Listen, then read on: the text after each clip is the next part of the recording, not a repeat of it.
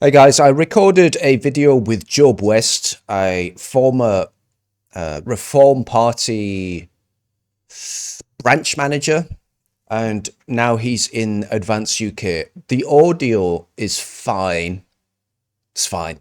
But the video is terrible. It's awful. I made the mistake of trusting Microsoft, and I'll never do that again. I use Zoom for some reason. I don't know why. Again, it was a stupid decision and I made it. I hold my hands up. The video is actually unrecoverable. It's that bad. So just if you want to listen to it, you're going to have an avatar there with my logo. You're going to have the avatar with Job West. It's not great. It's not great. That being said, the conversation itself is worthy of a listen, in my opinion. We talk about what's happening in the UK politically, culturally, and what I think some people need to listen to, some people need to hear. It's a quite a long video, obviously. It's an interview. It's my first interview, by the way, so it's going to get better from here on. If you can just plow through this and just listen to it, you'll do me a favor, you'll do yourself a favor, you'll maybe learn some things. Everyone's going to work out in a better position than they started, and hopefully you'll learn something. Maybe. I mean, who fucking knows, right? Anyway, the point is, thank you for watching the video. If you do like the channel, please subscribe. I feel like, if I'm being honest, I feel like this country's at a tipping point, and we're going to find out very soon which people love this country and which people hate this country, which people have the strength within them to push through that barrier where a lot of people will bury their heads and ignore what's happening because it's too difficult, it's too much, and then the other people will push through and they'll realize what's at stake. That's all I'll say on this, and enjoy the video.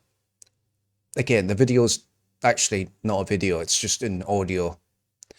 I am genuinely doing a terrible job of introducing this, which is part of the norm. Welcome to the channel.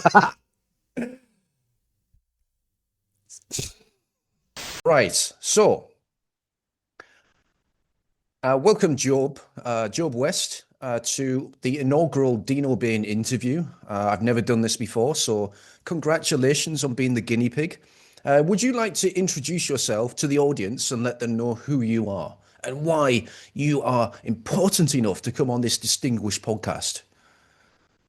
Well, I'm not very important, but I'm just an ordinary man. A long time ago, I got involved with the referendum party back in '96. That was followed up by joining UKIP. I joined UKIP because I realized that Theresa May was going to sell out Brexit. And then eventually I moved on to Reform. I joined Reform when it started in 21. And eventually I ended up standing in the general election in 24, this year just gone, as the Reform UK candidate for South Derbyshire. I believed in Reform. I thought that they were going to do what Boris Johnson said he was going to do, which was give us Brexit, get us out, make us be able to control our own borders, our own laws, and return the country to what I wanted to see, which was an England that was English, that was based upon the English people, the Protestant and Reformed faith, the English common law, and the father-headed family. Now, those are my values, and I saw that a return to an independent Great Britain, free from globalist ideologies, most of which at the time were coming from the European Union, would be a better life for myself, for my children, and for my grandchildren. And So you then mentioned, after, sorry, beg your pardon. no, go ahead. I thought there was a After that, gap in. I thought there was a Yeah. gap in the conversation there. It's fine. No, well, after that, after the general election, I came third in the general election. I got 8,979 votes. The Labour candidate only increased the margin of their vote by about 3,000, and the Conservative candidate lost 20,000 votes. Okay, so that to me was a signal that we'd done what we set out to do, which was to break the Tories, and that the Labour Party were going to be the next to break. Yeah, we were Mm. going to get rid of the Unit Party.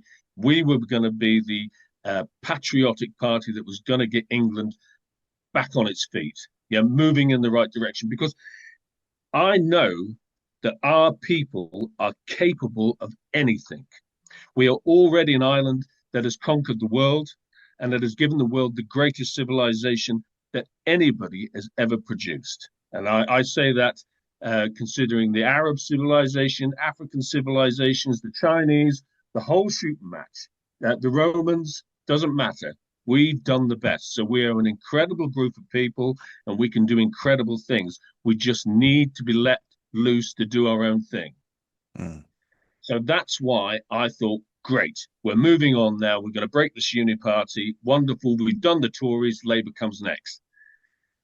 The next thing that happened was a sort of like a rearrangement of the party after the general election. And the first thing that happened that was of note, but which I didn't take enough notice of at the time, was the removal of Ben Habib as the vice deputy chair of the party. Yeah. Mm. I didn't take enough notice of that. I just thought that was Farage rejigging things, trying to make everything look a bit more user friendly, bringing in this Mohammed Ziyadin Yusuf fella to appeal to the more cosmopolitan type of people. I really didn't take a lot of notice of it during that summer because remember, it was in July. We'd done a lot of campaigning. We'd done everything on a shoestring. I was taking a break. I didn't notice. In September of that year, there was a conference. And at that conference, our county organiser, now bear in mind, I'm part of a Derbyshire group. Yeah. We were part of a Derbyshire group who were standing in the general election of all the constituencies in Derbyshire. And we had a county organiser. That county organiser was sacked at the September Reform UK conference. And she was sacked for standing up for her constituency chairman. Now, most of the candidates who stood in the general election then went on to be chairman of their constituencies for reform and to set up branches. We all had a great deal of admiration and liking for this county organiser. And she was sacked. And we couldn't understand why she was sacked.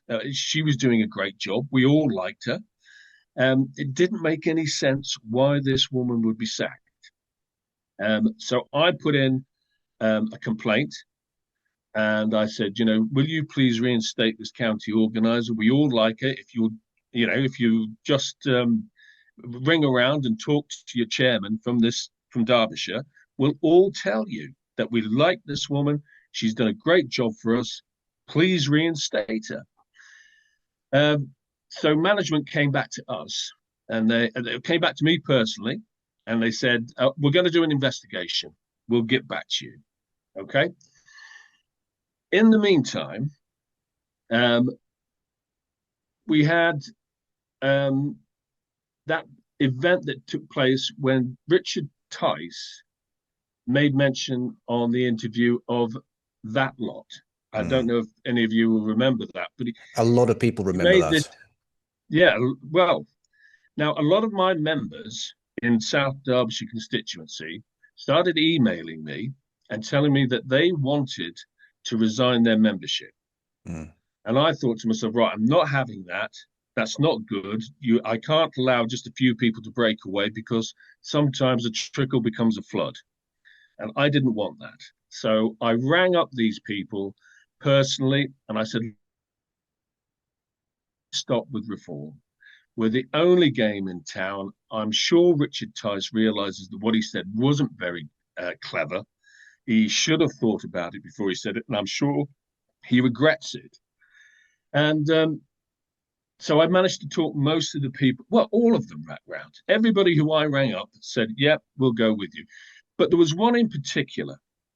There was one member who'd he'd already been to a branch meeting, a really nice fella, retired coal miner from Swadlincote, which is a town in the south of the constituency, an old mining town, the industrial part of South Derbyshire.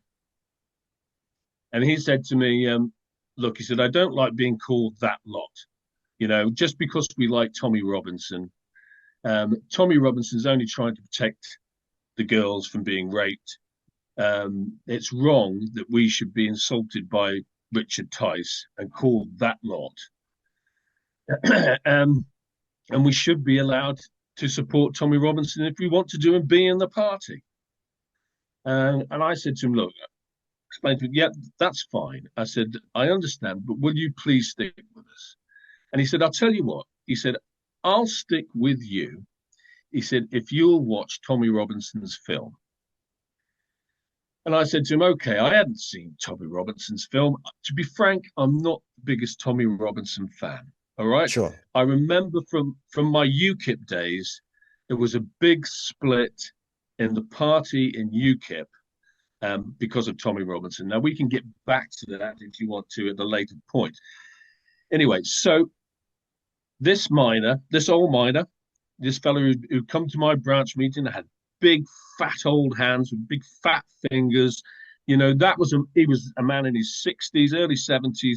He was a man you could see he'd done a day's work all the days of his life, right? He's the kind of man that I represent, okay?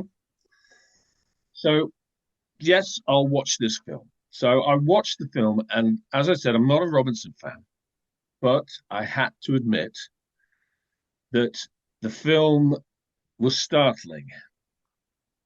It wasn't so much the revelation that the Syrian boy had actually been the perpetrator. It was the cover-up that Robinson revealed amongst the police, amongst the school, and amongst the local authorities. And that I found shocking. Mm. So I then calls management. Reform UK management, I speak to them and I ask them, what is going to be our party line on, excuse me a second while I switch this off. What is going to be our party line on this Tommy Robinson issue and what Richard Tice has said? I'm speaking to management. Management said, listen, we don't care if these people leave Reform. What was your reaction to that? I didn't react at all at the time because I just finished what was actually told to me in that conversation.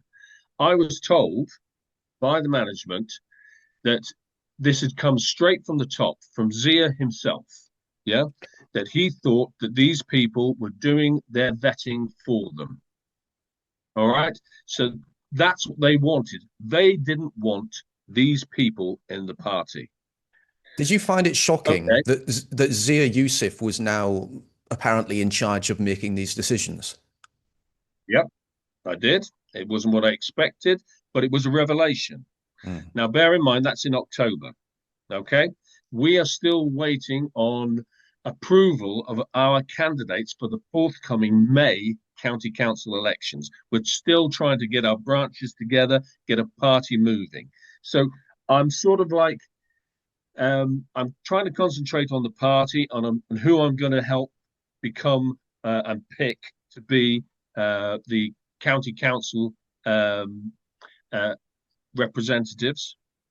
I'm still trying to get my branch up and running, and we've got no help from above, but we're doing it together as volunteers, which is fine. So I finished the conversation with the management, and had to sit back and think about it. I didn't like it.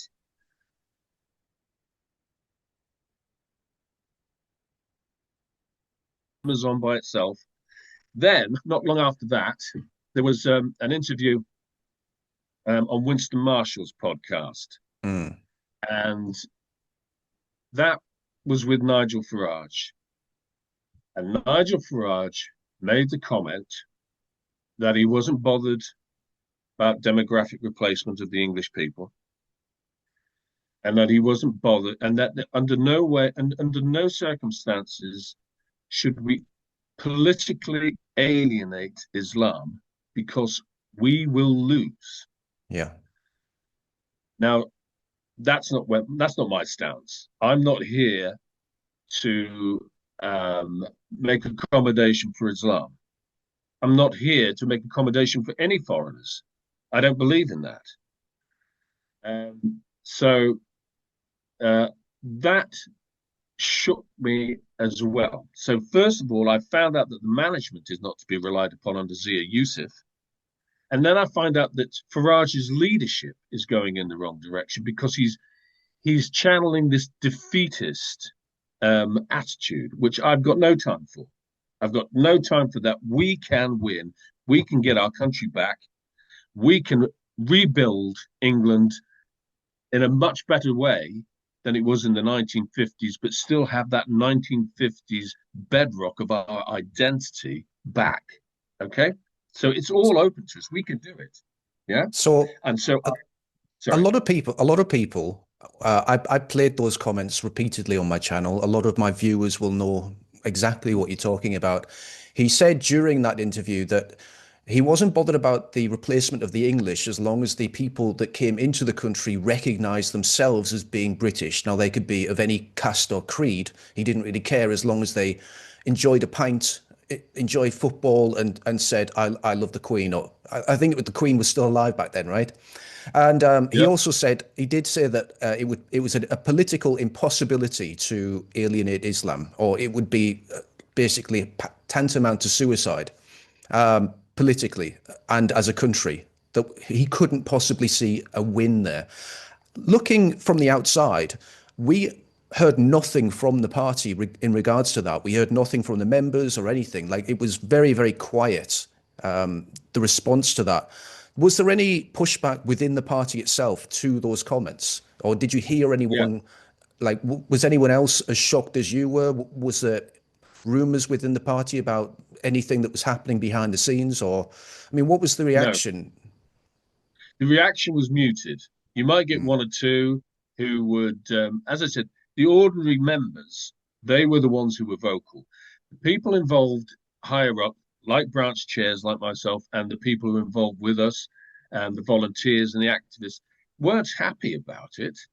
But, what could we say? That's the leadership.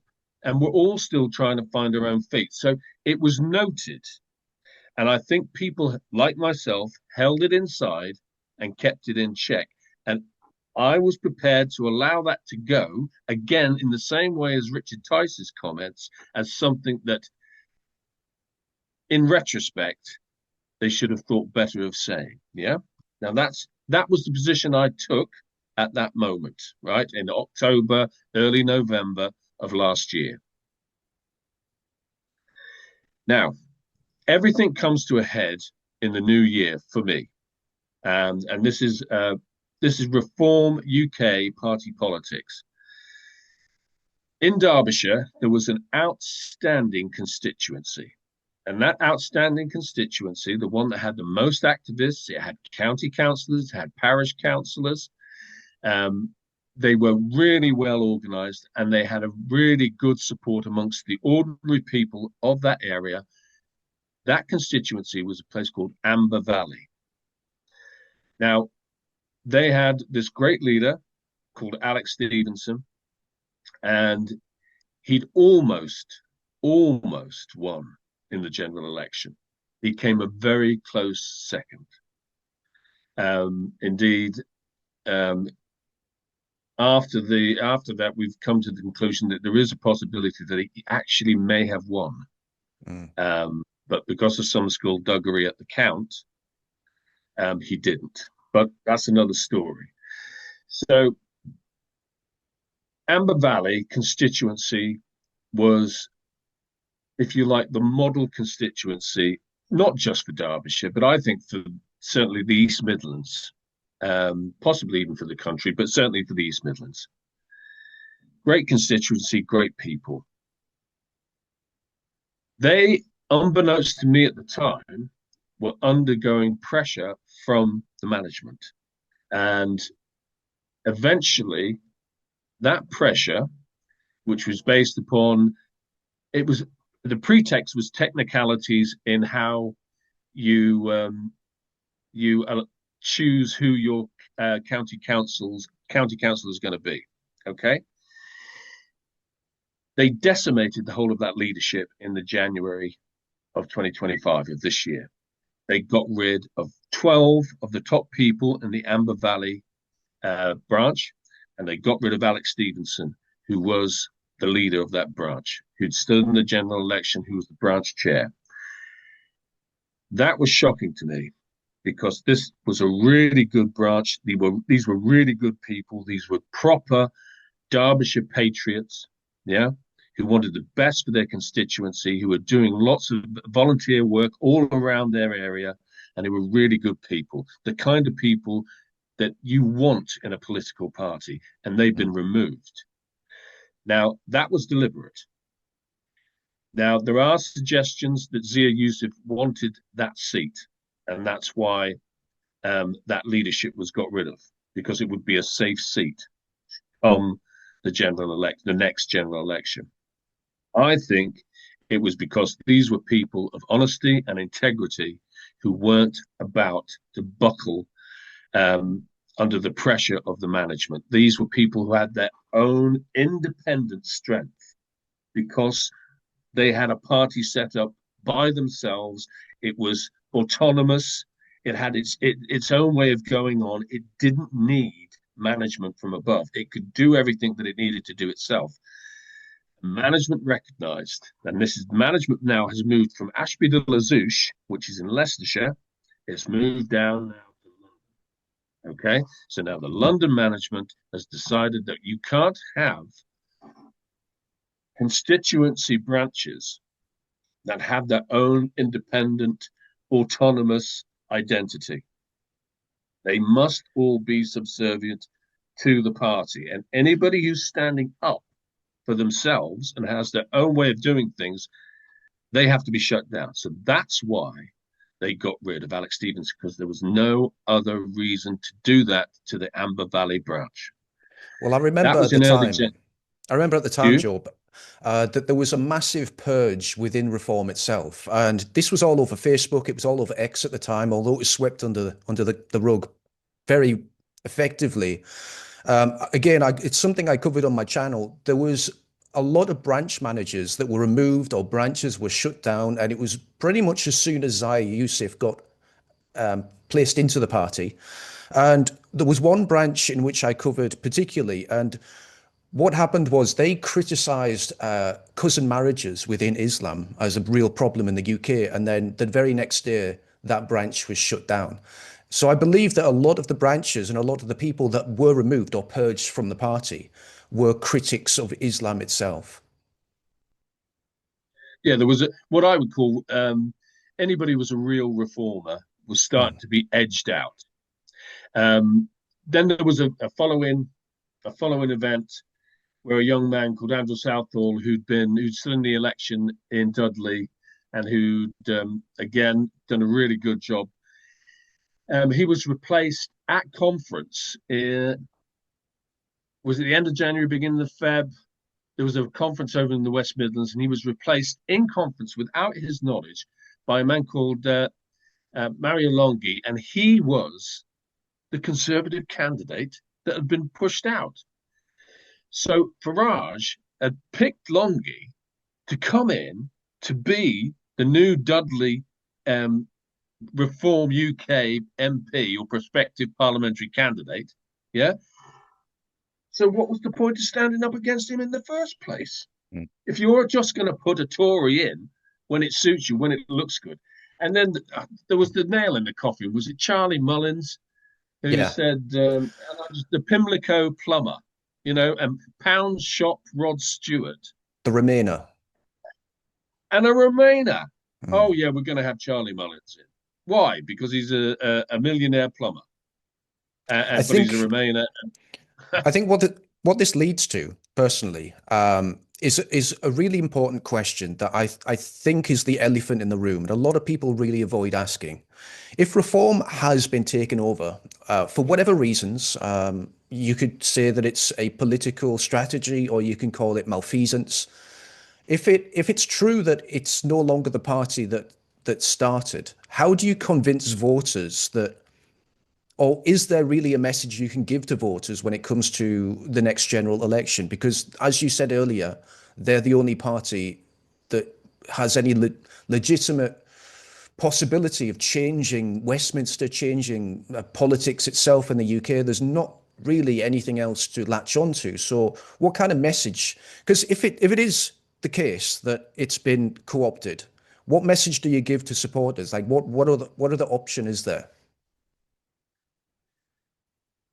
There are two options. One is Restore Britain with Rupert Lowe, Mm. and the other is Advance UK with Ben Habib. These are both ex-reformers, bear that in mind. Yeah. These are both ex-reformers who have gone on to expose Farage and Ziauddin Youssef, yeah, as the frauds that they are. Now, I'll just finish off what I said, this story that I was telling you about, and that is I resigned then on the 10th of February, and I sent my letter to Ziauddin, or Mm. Mohammed, whatever you want to call him, and saying why I didn't want to be party chairman anymore because I had no confidence in him and I had no confidence in Farage. And so you I understand why a lot of people think reform is the only game in town. I stood by that line myself. But once you know that they are a corrupt, deceitful organization that are simply playing controlled opposition, you have to come away from them and you have to go to either Restore Britain, which is a movement, which, I'm not too happy with Rupert doing that because he's not actually started a party. Mm. And you have to go to Ben Habib. You have to go to Advance UK. It's just yesterday been allowed to be a proper party by the Commission. You have to join Advance. It's the only way forward, and we do have time now. So if all the people who are behind reform can move to Advance, we have a chance of getting people into Parliament who aren't playing a game. Because Mm. remember, Farage and Youssef are the only two um, uh, legal owners of Reform UK 25. There is no way that they've democratized that party. There is no way that they're going to do the right thing. They are both fraudsters. Yeah. Mohammed, or Little Mo, as I like to call him, Ziauddin Youssef, he's nothing more than a Goldman Sachs T-boy. Yep. He got paid off with this black velocity thing that wasn't working. Somebody came along and gave him a load of money for a company that just wasn't making any profit. So that's a payoff. Okay. He's paid off. Farage is paid. I mean, you only have to look at Farage. What was it, £350 for a football shirt with his Yeah. name on it? Come on. Yeah. You're having a laugh. Yeah. Don't take the piss. All right. Don't take the piss because that's what you're doing. And we've had enough of that. So I must stress this to your viewers. Move towards Advance UK as a party and move towards Restore Britain as a movement, because they are the only options that we have politically of making sure that this country doesn't go completely down the drain, because I fear we are on the precipice of a catastrophe in this Mm. country. I really do. And I don't want it to come to violence. I don't want it to come to bloodshed in any way, shape, or form, but it could go that way. And the only way that we can stop that is to get behind these really great figures like Rupert Lowe and like Ben Habib. I personally would love to see Rupert Lowe as the Prime Minister of this country. I think he's a marvelous conservative patrician. I think he represents everything that's best about England. He would make a great leader. He's obviously a great MP. You know, he does a marvelous job in the Houses of Parliament all by himself with no party structure behind him. Ben Habib is a man of integrity. He's an honest man and he loves England and he loves the English people and he loves the English way of life. He will lead that party, I think, to success, and rightly so, because people should have confidence in him. None of us should have any confidence whatsoever in Nigel Farage or Richard Tice or Mohammed Ziyadin Yusuf. None. They are controlled opposition. They are going to take this country down. As I said at the time when I resigned, they are nothing more than conservative 2.0. So what I see from the mainstream media when it comes to Nigel Farage, Tommy Robinson, Reform UK, they're being framed as these ultra-right, crazy Nazis, the most far-right figures in the UK right now. You couldn't possibly go further right than these guys. They are the absolute extreme of the right-wing element in this country. What do you think that kind of framing is doing to the electorate? Or what do you think that framing is doing? Do you think it's being manipulated on purpose to usher them up as gatekeepers to the actual right-wing voices in the UK? And what can we do about that moving forward? I don't know about, I'll be honest with you, I think they actually shoot themselves in the foot when they keep on talking about the likes of, what did you say, Tommy Robinson and who else? Well, Tommy Robinson and Nigel Farage are usually mentioned in the same sentence as the most extreme Okay. right-wing elements in the UK. Okay. Well, great. Let them do that because all that that does is make ordinary British people think to themselves, you know what? I must be far right. You know, it's like the meme where they all go, "We're all far right now." Was it little frisbee fella that does the money podcast and what have you? We're Mm. all far right now, and we are, and that's it. And they've done themselves a disfavour. They've actually shot themselves in the foot by saying that Farage and Tommy Robinson are far right because everybody turns around and says, "Well, obviously I am." I mean, look at that march. Mm. I when you see the drone footage, there's more than 150,000 people there. Oh yeah, so, There's yeah. much more than, yeah, just incredible. And that's just those people who took the time and made the effort and spent the money to go down to London to be in that march. There are millions more like them up every street in this country. And I think I don't really understand what their strategy. I think there's a hubris in the ruling class that they think that they can manipulate this all the way. The only thing that does worry me is that they are invading this country with these fighting age men that they are Mm. barracking in hotels up and down this country. And I am worried that these men are there for a purpose and that should the time come when the ruling class of this country, those who excuse me, those people who are in the City of London, Whitehall, and Westminster, should those people decide that those men will be useful against an uprising of the British people, I worry about what that will lead to. So I don't think these gatekeepers like Farage and, if you like, Tommy Robinson, I don't think they're doing the job that they possibly have been recruited to do. There is something I should like to say about Tommy Robinson. You know, I don't, as I've said before, I'm not particularly a fan, but I think him as a personality is one thing, but what he represents to an awful lot of ordinary British people, like my coal miner in swaddling coat, is another thing. He represents a voice that they have not heard in the mainstream media for a long time. And I think he represents he says the things that they would like to say. Yeah. Now, who knows? He may be a gatekeeper. He may be somebody who's a release valve. Um, I don't care about that. I'm not interested really in Tommy Robinson. How how do you think that that protest was seen by the general public, and do you think it was actually effective? I mean, obviously the raw numbers, and there's a lot of people that turned up there, but it was in the wake of the Southport stabbing.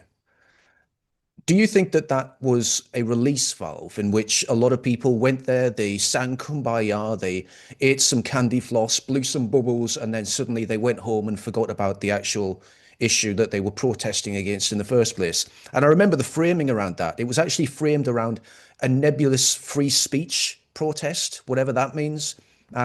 So the actual anger behind the protest was bubbling from the Southport attack.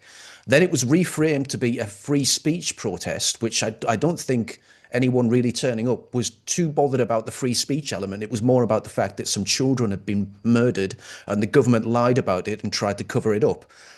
How do you think that that was? Do you think that was on purpose? Do you think that the protest itself worked? Do you think that regardless of whether it was tried to be spun in a different light, just having the numbers of people there was a good thing? I mean, what's your reaction to that? My reaction is positive. Mm, I understand some of the criticisms that you made, and they are valid. However, a lot of people took the time to go down there, and for me, when you make an actual physical effort to go and do something, that in itself is a reward. Yeah, that's showing that you're going to take a bit of time, spend some money, make an effort, bring up your friends, jump in a car, jump on a bus, jump on a train, go down there, and you're going to meet other people, and you're going to realize that you're not alone. mm, That's the positive aspect that I take from that rally. Okay, um, maybe skewing it as a free speech thing. I don't know. If that's the way you want to spin it, then you spin it that way. But for me, what I saw was people who are angry, mm, who are who want to express their disillusionment with the way things are going in this country, and that this was the opportunity to do it. And it was an opportunity that wasn't going to get them into an awful lot of trouble. Yeah. mm, They're not standing out on the streets, having their photographs taken by the local constabulary or maybe being seen by their local employer. Yeah. These are people who can meet up in a large group and feel, with those massive numbers, feel the solidarity amongst the people of this country. And I think that had a great benefit for the ordinary people there. The people who are trying to spin it in their own particular way, good luck to you if that's the way you want to do it. I looked at just ordinary people meeting up and making friends and making connections and realizing that if you come together, you can make something good happen. And that's mm, what I only see it from the positive. I'm not interested in looking at the negative side of things. Always try and look at things from the positive. You've always got to draw out the good from every situation where you can get that opportunity. And that's what I saw in that march. Now, some of the speakers were great.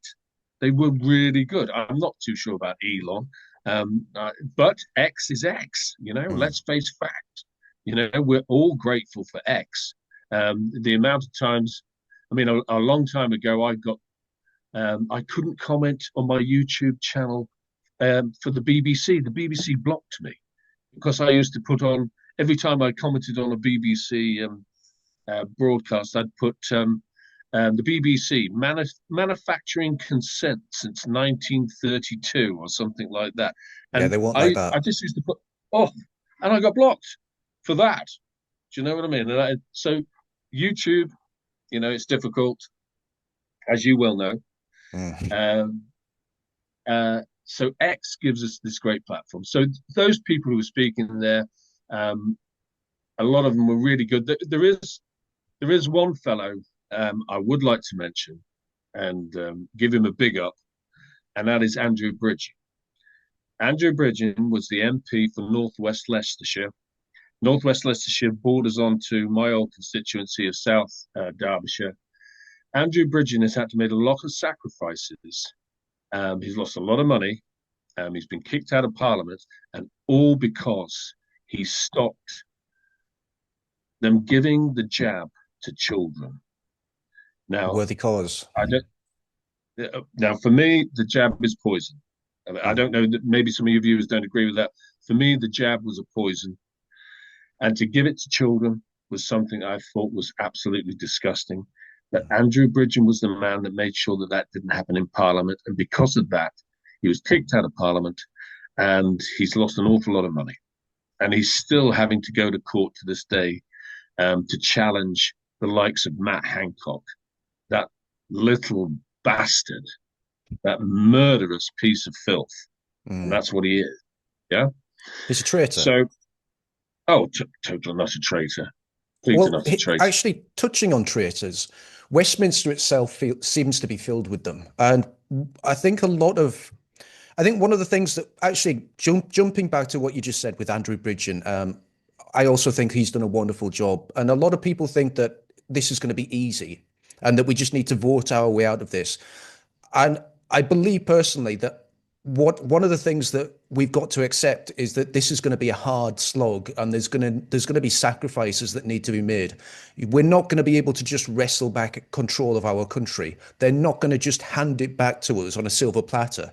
We're going to have to scrap for this in a way that we've never done so before, and people are going to have to sacrifice, whether it's their job, financial, their savings, finances, maybe family ties, relationships are going to break down because of the misunderstanding, the controversies, the way that the media lies to people and has been lying to them, gaslighting for decades now. So I don't believe it's going to be a simple movement that will be easily maneuvered, if that's the right word.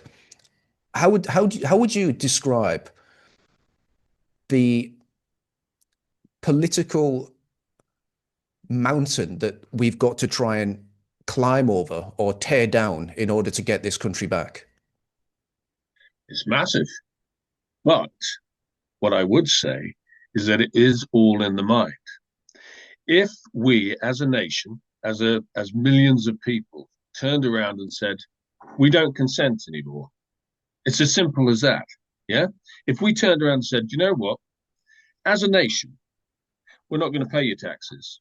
Mm, We're not going to pay for this bullshit anymore. We're going to keep our money in our pockets. And okay, so you're going to say that the NHS is going to collapse. Well, it's not that hot as it is. Yeah. And frankly, ever since COVID, I've looked at the NHS with a great deal of suspicion. Okay. You could turn around and say, oh, well, what about the police force? What about the police force? Who thinks that the local constabulary are a medal to be worn? Who thinks they're a great symbol of British identity? They're rubbish. Everybody mm, knows that. So if we turned around, it's all a matter of how you think.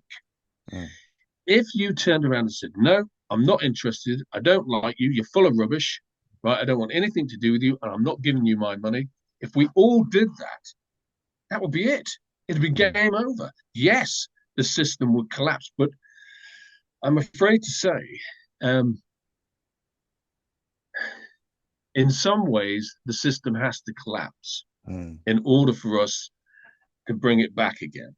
You know, but I again come back to my great faith in the English people. We have the ability to do it, but we've got to be prepared to turn around and say to the ruling class, "You are a bunch of liars. You're a bunch of fraudsters. Um, you will kill us because you've shown that that's what you're prepared to do with COVID." Yeah. And we can't have that anymore. We're not going to stand for it. We can say it plainly. We don't have to start using bad language and getting all aggressive with them. If we just said it calmly and plainly, that would be it.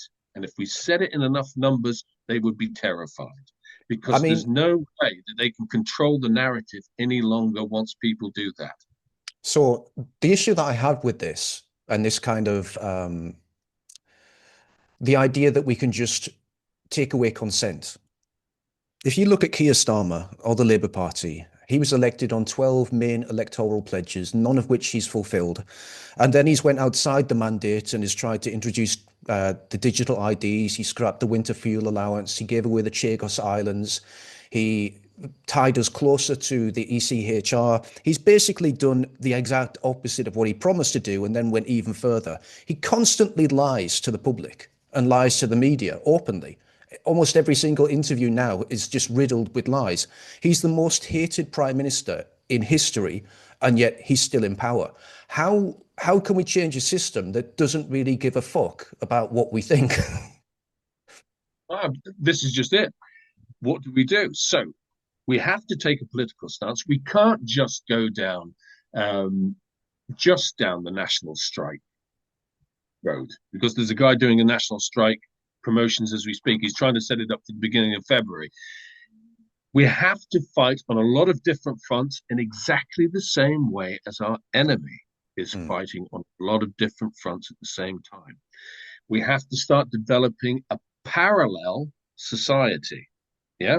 So parallel food systems, parallel health systems, parallel governance, parallel police force.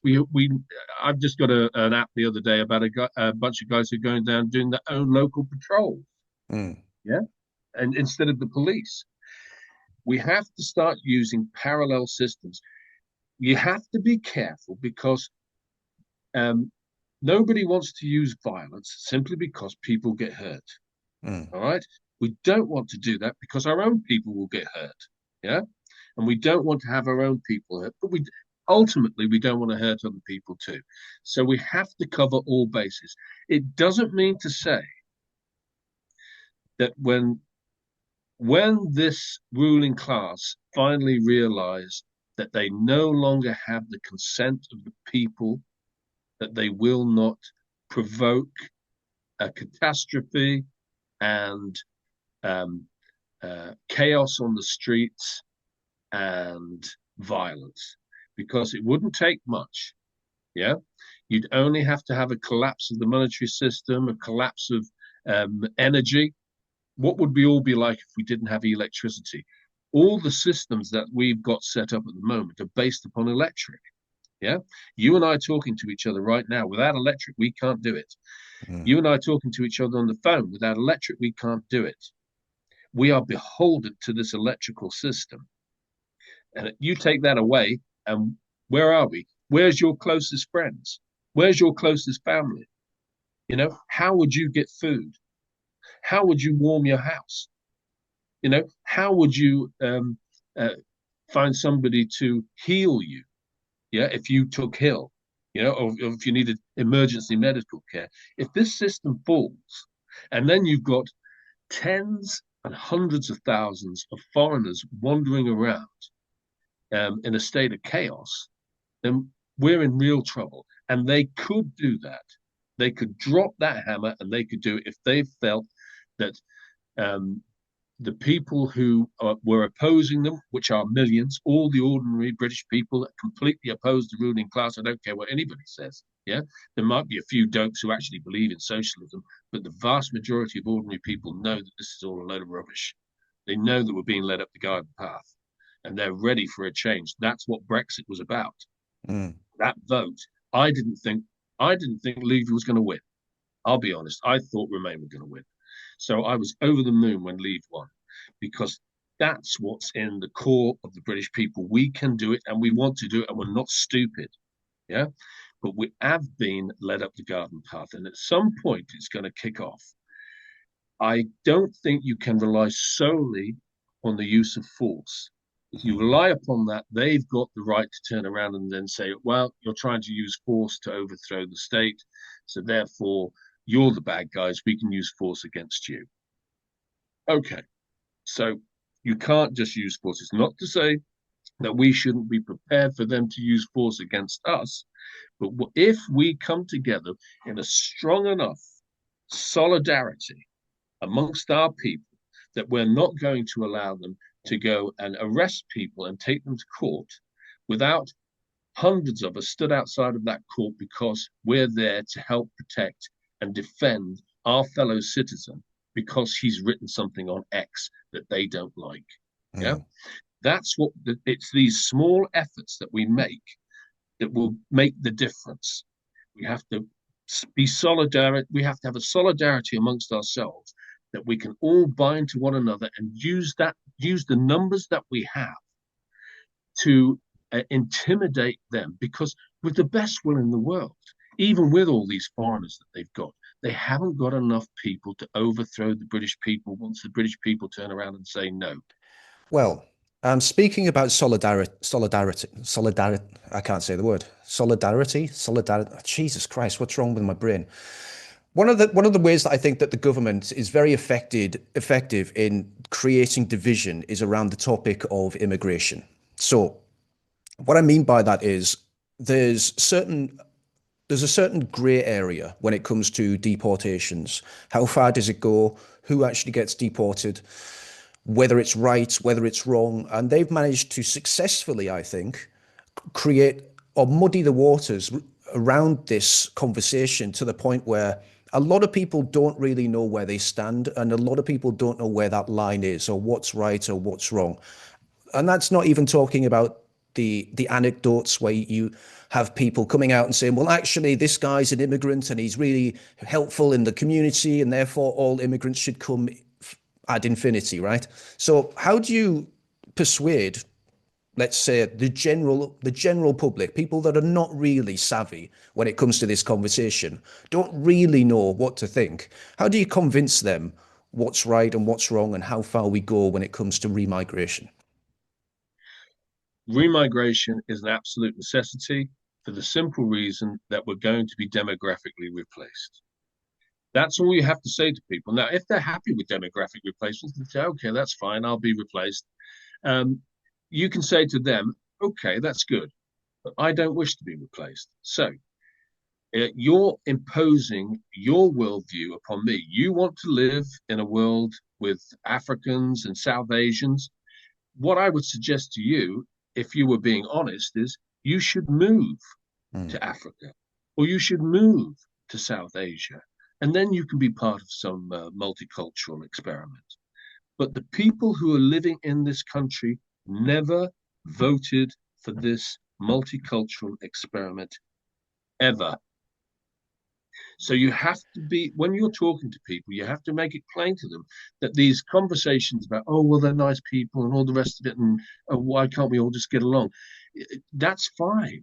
But don't impose your worldview upon people who haven't gone to the other side of the world. Yeah, these are ordinary English people who've lived in their towns and their counties for centuries, for millennium, some of them. Yeah, for over 1,000 years, there has been English people living in the same sort of counties, the same areas that their ancestors lived in when they came over from northern Germany. That's it. So you can't turn around and say to them, these people who haven't gone to anywhere else in the world, they're not colonialists. Yeah, they haven't gone to the Americas, they haven't gone to Australia, they haven't gone to South Africa, they've stayed in England. You can't then turn around to them and say, well, you're going to have to like it or lump it because we've decided that this multicultural world in which we want to live now is something that you're going to have to learn to live with. Why? They didn't vote for that. They didn't want that. So you don't have an argument. Yeah. If you're turning around and saying, oh, well, it's nice to have a curry house at the end of the corner. Yeah, okay, that's lovely. But please don't make that mean that people have to lose their identity and their roast beef and Yorkshire puddings, yeah, and their white English way of life. That argument does not stand up to scrutiny. Yeah, the nice guy who runs the corner shop, great, but nobody asked him to come here. Yeah, Mm. nobody wanted him to come here. He's coming of his own accord, and good luck to him. He wants to make a few quid. I don't mind that. But the point has come now where we have to recognize that remigration is an essential if we want to keep our way of life. And I would make this point. I have come to the conclusion in my old age that culture is identity, that it is races who create cultures, or shall we say families. Families create cultures because nations are just extended families. They're Mm, people with a closer genetic link. Okay. So the English are an English family. And that family has an identity, and it develops its own culture, its own traditions, its own history, its own language, its own law, and its own religion. If you remove those people, you replace them, all that culture, tradition, history, language, law, and religion will go. And it will be replaced with another family's culture, tradition, history, law, religion. So you have to ask yourself, is it fair that the English are replaced in their own homeland? Forget about the United States, Canada, Australia, New Zealand, South Africa. Forget about that. Is it fair that the English are replaced in England? And it isn't. well, a lot of people, and some of them you'll have probably come across yourself, they will say to your face that they are all about diversity and inclusion and they believe it's a strength. But when you actually peel away the mask, there's a vindictiveness there. They believe that we deserve to be conquered, that we deserve to be wiped out. Now, again, a lot of those are foreigners that have been brought into the country who openly admit that they are taking over the country and they're not willing to share it. But then you've got fellow Englishmen or people that look like English but might be from a different tribe who are openly antagonistic, who when you scratch that surface, they come across as though they have a real hatred towards the country and the people, but they will manipulate the narrative to convince the sheeple that what they're telling them is for their benefit or for the benefit of humanity or for the benefit of just being good. But again, they're actually doing something in the language that they use and the tactics that they use, which is patently evil. So how do you cross that bridge? How do you deal with people like that? Do you consider them like an actual enemy of the country? I do. And I think, worst of all, they're actually enemies of themselves if they realize it. But they are enemies. Yeah. And you have to recognize them and you have to call them out as being liars because Mm, everything that we have to face really boils down to lies. mm, We have been told lies. The British people have been lied to. Well, it's difficult to know exactly where to draw the line, but um, I will draw the line with when Edward Heath turned around and refused to let the British people know that the Foreign Office had written him a document telling him back in 1973 that if we joined the European Common Market, as it was then, we would lose our sovereignty. mm. And he silenced that. So he refused to allow that to be told to the British people, for the British people to find out that their own Foreign Office, their own civil service had made it clear to their own executive, to the government, to the Prime Minister, Edward Heath, that we would lose our sovereignty. And Heath lied when he said that we would not lose our sovereignty. And he then put that document under a 30-year rule. So it wasn't released until 2003. Now, that to me is where I draw the line. You could possibly go back further than that. Yeah. Mm. We've been lied to ever since then on so many issues. Yeah. We have been cheated and deceived. We have had to endure dissembling. We've had to endure propaganda through our schools and through our media that has led us to this point. And we now have to turn around and say, no, not interested. You're liars. You're propagandists. We know that you're liars. We know that you've lied to us and we're not interested anymore. And what can they say to that? They're already struggling to control the narrative because all the truth is coming out bit by bit and there's nothing they can do. The amount of stuff that's coming out about COVID at the moment is incredible, you know. Mm. And the government, when it did what it did to us in COVID, did something that was such an egregious and hateful assault against the British people that I don't think that class of people will ever be forgiven. When you talk about forgiveness, what do you think should be done if we do get back in power and we do have people running the country that love the country again? Do you think there should be a extremely hard? What kind of punishment do you think should be retroactively applied to these people? I think if it can be found that you have committed treason, then you should be hanged. Yeah. It's notable to me that Tony Blair took the death penalty away from the act of treason when he became prime minister, and it was the last part. It was the last crime that you could commit in this country for which there was the death penalty, is Mm. treason. And I think what we will do is we will go back under a patriotic government, and we will say that if it can be proven beyond reasonable doubt in front of a jury of your peers that you have betrayed this country knowingly, then you will be hanged. If it's treason, you should be hanged. Okay. But you have to, by common law, prove trial by jury, everything by due process.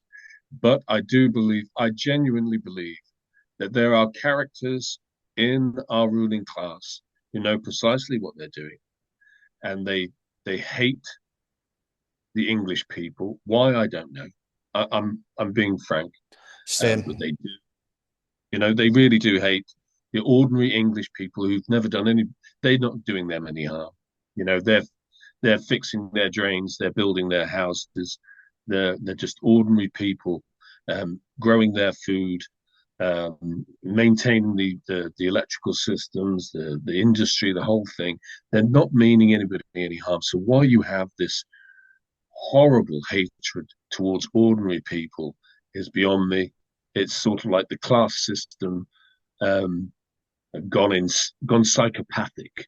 You know, the upper class have become psychopaths, Mm. and they're acting like vampires, feeding off of the ordinary people, and they love this destruction.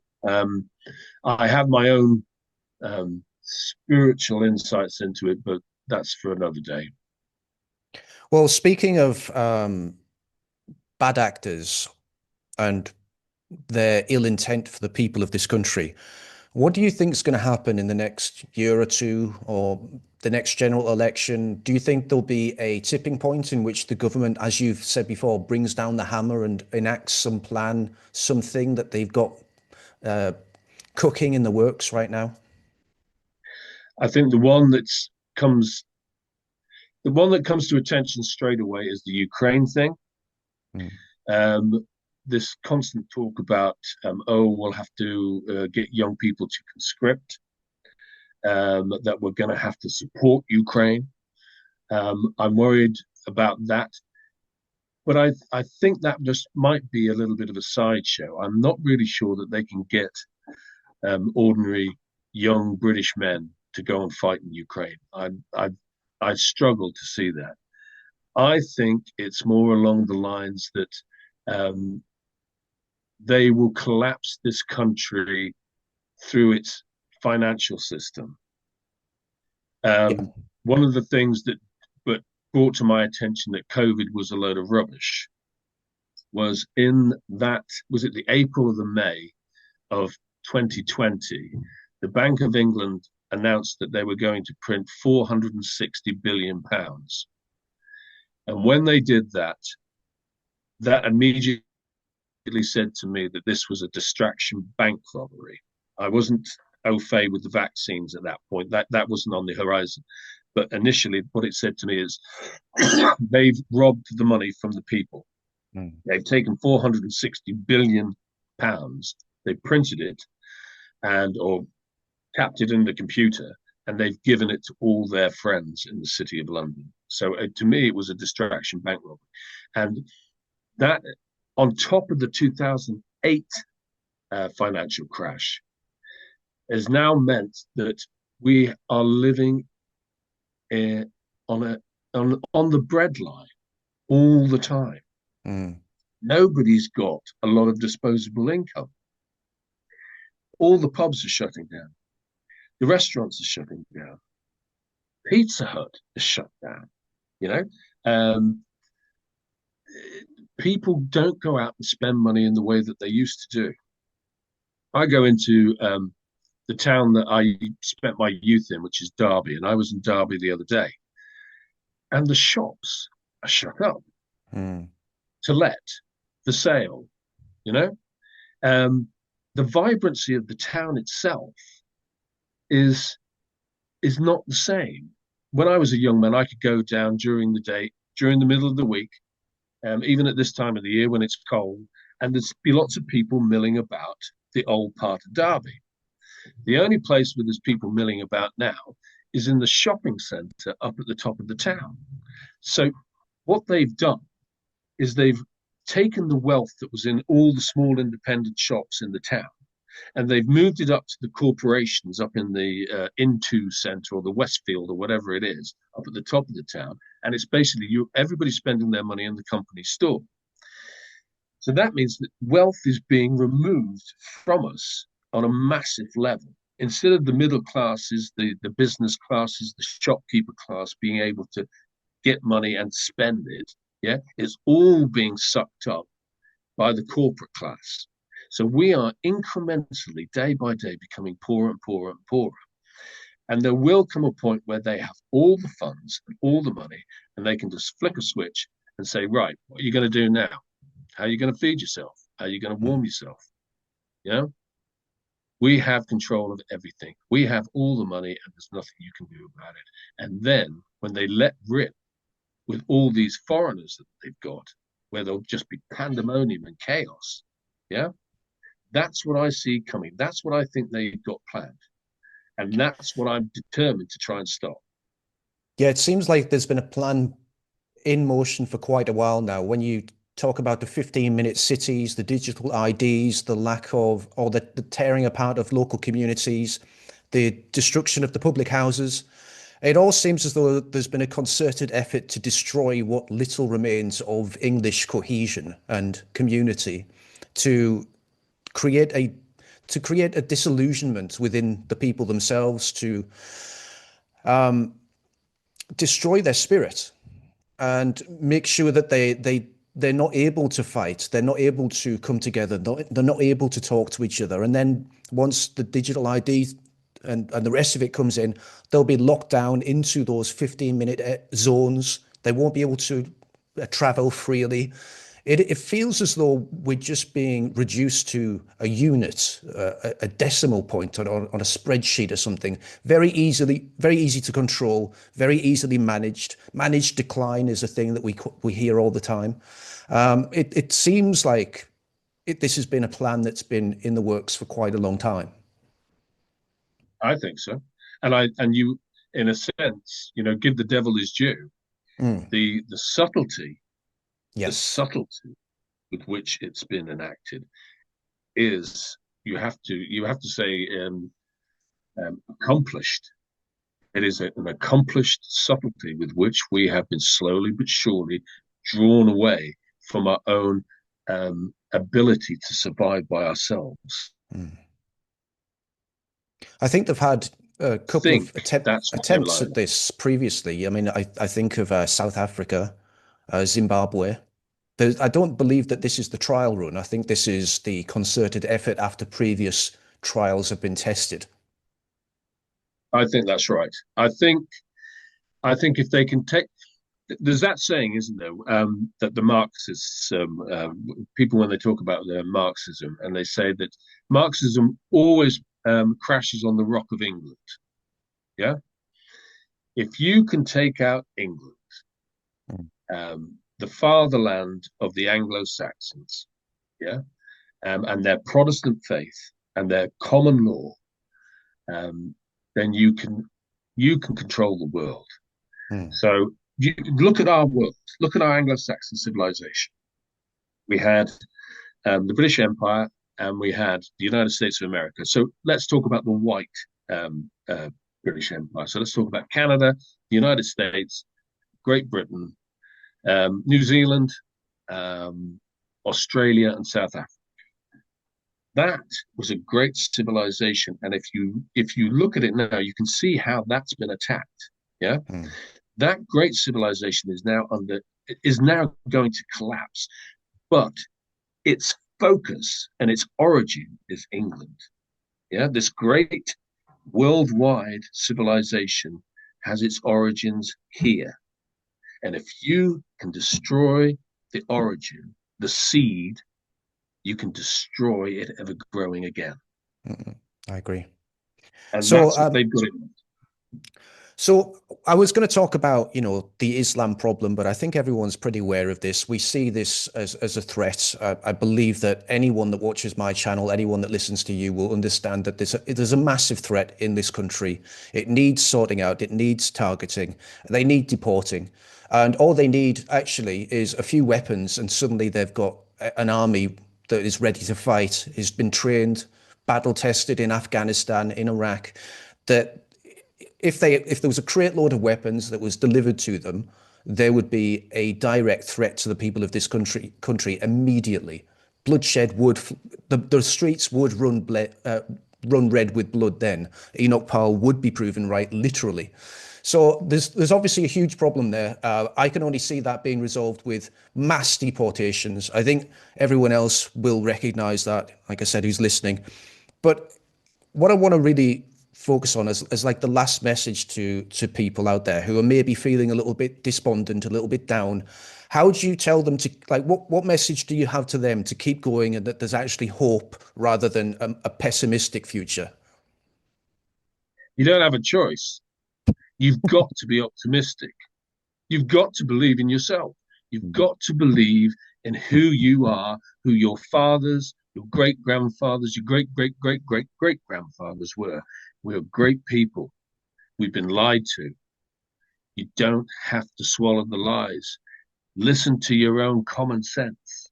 It will tell you that it's a load of bullshit, and you know it is. You just have to stand up and say, I'm Spartacus. Yeah? Sure. You have to do that. If you could do that, if you can get the courage to do that, then we can put it back into place. We have the abilities. We're one of the greatest races that the world has ever seen. We can do it. Yeah. So don't lose heart. We can do it. We can win. We will win. Look, there is one tiny message that I have to give before I go. And that is the spiritual core of what it is to be English, which is Christianity. Yeah. Mm. Our Protestant and Reformed faith is the basis of who we are. It is the origin of the beauty that we have built in this country. The beautiful churches are built because we love Jesus. The beautiful daughters that we make are built that way because we love Jesus, because in our souls, in the English soul, was this desire for Jesus Christ and to emulate him, a man of peace, a man of love, a man of truth. And that was inculcated into the English spirit. And that's why we're such decent people. You can't underestimate that moving away from that King James Bible that everybody used to have in their own home and pick up and read has made us spiritually weak. It's made us materialistic. It's made us unsure of ourselves. It's made us inclined to accept ugliness. And not just ugliness in architecture or manufactures, but ugliness in personal relationships. If you want to be able to return your country to the way that it was when it was great, you have to return to the ways of your fathers. And one of the ways of your fathers was their belief in the Protestant and Reformed faith. Yeah, their belief in Jesus Christ. Those men that made the British Empire, those men that founded this nation and the great colonies that they've built all around the world, those men based their lives upon the King James Bible, upon the Word of God. Yeah. That spiritual core, that spiritual strength meant that these men from a little island in the north of Europe could conquer the world. And don't underestimate that fact. It is precisely because since the 1960s that we've moved away from the Word of God that we have grown weaker and more easily manipulated. Now, look at the Church of England. I was baptized in the Church of England. I was married in the Church of England. My children are baptized in the Church of England. I was confirmed into the Church of England by the Bishop of Beverley. I wouldn't set foot in the Church of England now for any reason, certainly not for religious reasons, because they have become an anti Christ institution. They Mm. are a Marxist institution. They do not believe in Jesus Christ. They do not believe in the King James Bible. They do not believe in the Word of God. The very spiritual core and foundation and seed that made this country great. Okay? They have decided to strike at the very heart of every village in this country. I grew up in a small village in the north of Buckinghamshire. In that village, there were two pubs, one post office, and a church. Oh, and the church primary school. They have struck at the very center of every village of this country by turning the village church, the spiritual center and core of every village, into a Marxist, LBTQ plus whatever, yeah, center where they can preach and prattle their Marxist, cosmopolitan, metropolitan, trans gibberish, and it is all anti-Christ. Mm. That's how near and close in every village in this country they have come to spreading their malign and nefarious ideology. Now, I want all your young men who are watching this to realize that the challenges that face us mean that they have to go back to the practices of their forefathers. You have to go and buy yourself a King James Bible and you have to read it, even if it's just one chapter a day, and you have to say your prayers. Because I will finish on this point. When the Lord loves you, he will chastise you. The English people are being chastised.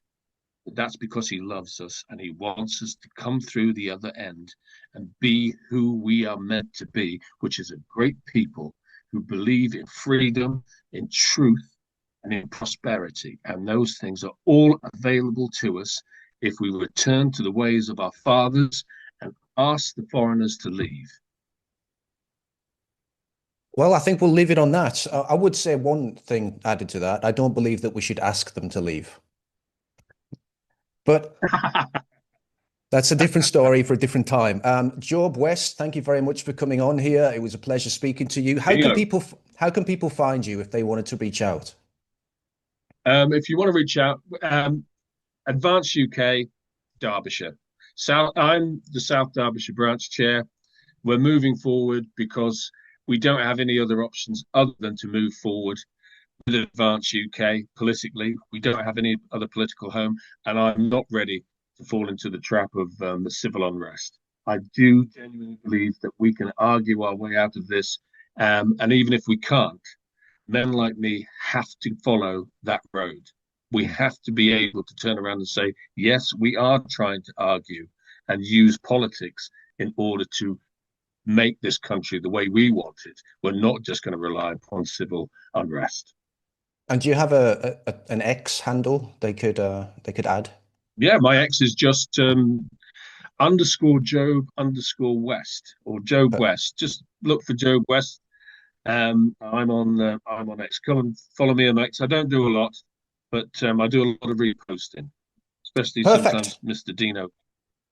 Perfect, Job. All right. It was, like I said, it was a pleasure. I hope some people are able to watch this video and wake up and understand the mountain that we've got to climb in order to get this country back, but also that there is hope out there. There's not just an endless pessimistic nightmare. There's people like you, like myself, that do believe that the English will rise again. Thank you very much for coming on. It was an absolute pleasure. Thank you, Dino. Take care. All Look right. after yourself. You too, buddy. Speak soon. God bless.